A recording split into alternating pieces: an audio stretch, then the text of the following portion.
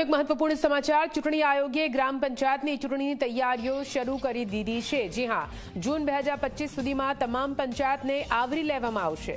2 વર્ષથી ગ્રામ પંચાયતની ચૂંટણી બાકી હોવાથી તેની કામગીરી શરૂ કરવામાં આવી છે।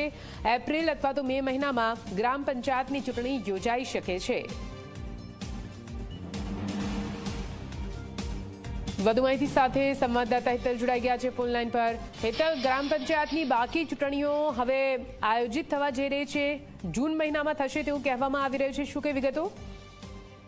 જી નિધિ, ચોક્કસ એવું કહી શકાય કે સ્થાનિક સ્વરાજ્યની ચૂંટણીઓ નગરપાલિકા, જિલ્લા પંચાયત, તાલુકા પંચાયતની પૂર્ણ થઈ ચૂકી છે। હવે રાજ્ય ચૂંટણી પંચ દ્વારા સીધી રીતે જે ગ્રામ પંચાયતોની ચૂંટણી બાકી છે એની તૈયારીઓ શરૂ કરી દેવાના આદેશો આપી દેવામાં આવ્યા છે। એટલે સ્વાભાવિક છે ગ્રામ પંચાયતની મતદાર યાદીથી માંડીને અનેક એવા જે સંલગ્ન કામો છે એ કામો કરવાની વાત ચૂંટણી પંચે નીચેના વહીવટી તંત્રને કહી દેવામાં આવ્યું છે। અને સ્વાભાવિક છે કે સૌથી મોટી ગ્રામ પંચાયતની જે ચૂંટણી છે એમાં સૌથી વધારે મહત્વની બાબત એ છે કે એ બેલેટ પેપરથી થતી હોવાના કારણે ક્યાંક ને ક્યાંક એમાં સમયગાળો પણ વધારે જોઈતો હોય છે।